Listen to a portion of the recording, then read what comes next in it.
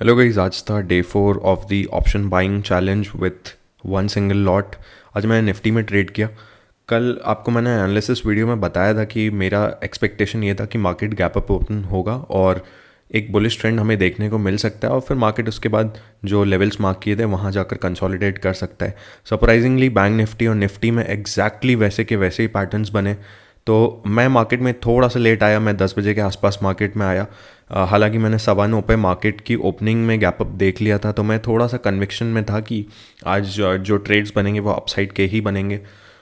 तो मैंने अपना ट्रेड प्लान किया था। मार्केट ने गैप अप के बाद एक पुल बैक लिया, तो मैं पुल बैक के क्रॉसिंग पर वेट कर रहा था कि प्राइस जैसे ही इस रेंज के ऊपर क्रॉस करता है तो मैं अपना बाय ऑर्डर प्लेस कर दूंगा।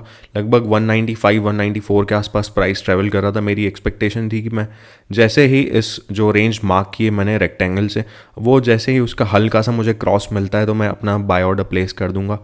लेकिन इस एग्जैक्ट मोमेंट में प्राइस इतनी जल्दी जंप कर गया, 7-8 पॉइंट्स ऊपर चल गया कि मुझे रिएक्ट करने का ही टाइम नहीं मिला। एक और चीज़ थी कि अभी मार्केट में टाइम हो रहा था 10:14। मैं 10:15 की कैंडल के क्लोज होने का वेट कर रहा था। 15 मिनट की कैंडल क्लोज होती तो उसका कंफर्मेशन बहुत स्ट्रांग होता। मैंने वेट किया, थोड़ा सा रिट्रेसमेंट मार्केट ने लेना चालू किया। मेरा ध्यान प्रीमियम्स के ऊपर था, मैंने साइड में ध्यान देना भूल गया कि 3 मिनट्स का मेरा चार्ट ओपन था। लेकिन मैंने तब वहाँ पे थोड़ा ध्यान दिया और देखा कि विक काफ़ी ऊपर से लंबी आती जा रही थी और ये थी कैंडल क्लोज होने के पहले की बात। तो मैंने थोड़ा सा डाउट लिया उस कैंडल पर कि हो सकता है कि 15 मिनट की कैंडल क्लोज होने से पहले ही मार्केट दोबारा रेंज के अंदर आ जाए। तो मैंने थोड़ा सा वेट किया, लेकिन 15 मिनट की कैंडल यहाँ पे क्लोज हुई और काफ़ी स्ट्रॉन्ग क्लोज हुई, तो मैंने अपना कन्विक्शन मेंटेन रखा और एक बाय साइड का ऑर्डर प्लेस कर दिया।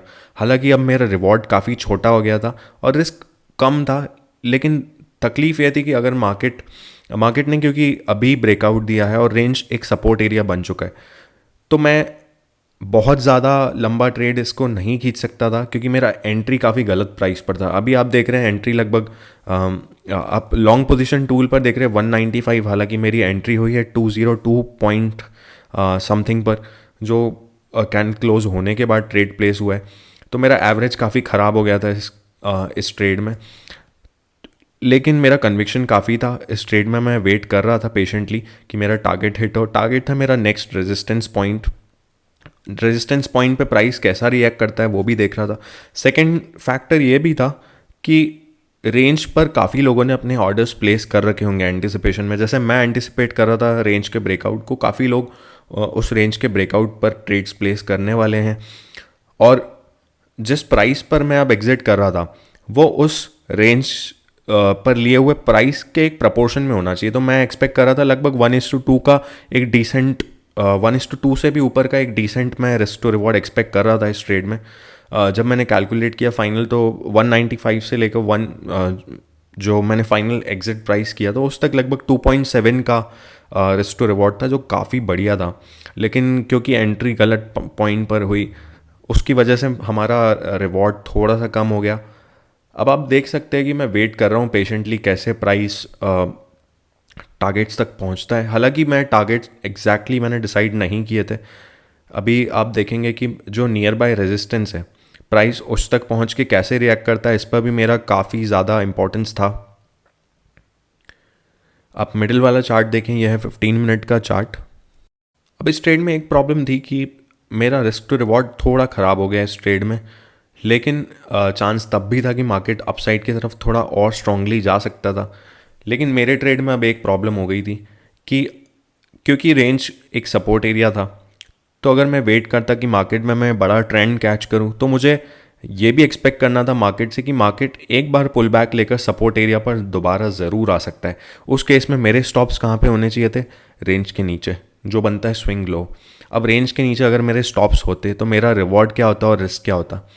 तो इस केस में अगर मैं वेट करता कि प्राइस सपोर्ट तक आए, जो है मेरा रेंज का जस्ट ब्रेकआउट एरिया, उस तक आए और मैं उस तक वेट करता, तो प्रीमियम्स में इतना डीके आ जाता, आज एक्सपायरी का दिन था, कि मैं ड्रॉडाउन में चले जाता और एक्सपेक्टेडली अनएक्सपेक्टेडली मेरा स्टॉप लॉस भी हिट हो जाता।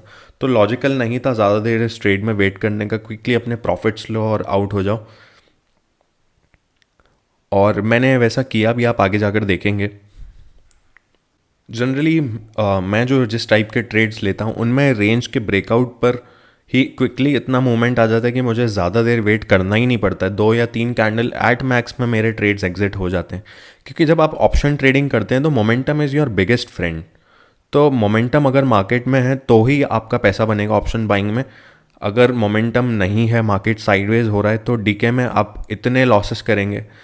और सेकंड चीज़ ये भी है कि अगर मार्केट आपको थोड़ा भी पैसा दे रहा है तो आप लेके उससे आउट हुई। आपको ज़्यादा देर कई सारे लोग मैं देखता हूँ और मैं खुद भी यही करता था कि मार्केट को दे देते चांस कि भाई आप मेरे एंट्री प्राइस पर आ जाओ या मुझे ड्रॉ डाउन भी दे जाओ। तो अगर जिस ट्रेड में आपने प्रॉफिट देखा है और उस ट्रेड में आप ड्रॉ डाउन्स लेकर जा रहे हैं या लॉसेस लेकर जा रहे हैं तो आप ही स्टूपिड हैं। कोशिश करिए कि आप अपने लॉसेस को कट करें। एक बार मार्केट में अगर डिसेंट प्रॉफिट लग रहा है, आपका कन्विक्शन है कि भाई इस पॉइंट से मार्केट टर्न हो सकता है, तो क्विकली एग्जिट कर लीजिए या तो अपनी रिस्क उस ट्रेड में ज़ीरो कर लीजिए। मैं तो कहता हूँ कि आप थोड़े बहुत प्रॉफिट्स ले भी सकते हैं।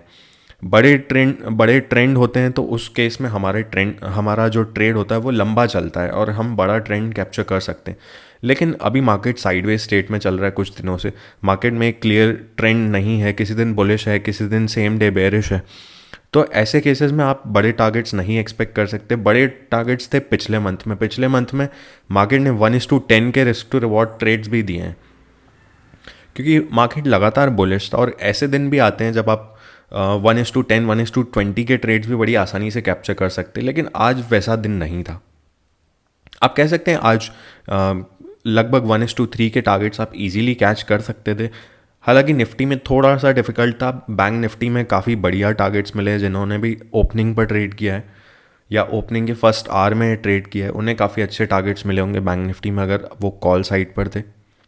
अब जब प्राइस अराउंड दिस पॉइंट पहुंचा तो मैंने देखा कि ऊपर से रिजेक्शन आना क्लियर हो गया था। और आप सोचें, इन लोगों ने रेंज पर बाय किया था, रेंज के ब्रेकआउट पर, उनके लिए अब टारगेट बुकिंग का टाइम था। तो ये भी आपको क्रूशियली काफ़ी आपको ध्यान देना इस बात का कि आप उस एरिया में ट्रेड्स की एक्सपेक्टेशन ज़्यादा ना रखें जिस एरिया में लोग अपने प्रॉफिट्स फेच करने वाले, अपने ट्रेड से एग्जिट होने वाले। तो मेरे साथ एग्जैक्टली वही हुआ। जिस पॉइंट पर से प्राइस मुझे लग रहा था कि टर्न होने वाला है और टर्न होते हुए मैं देख रहा था विक्स बनती जा रही थी, प्राइस रेजिस्टेंस के पास था।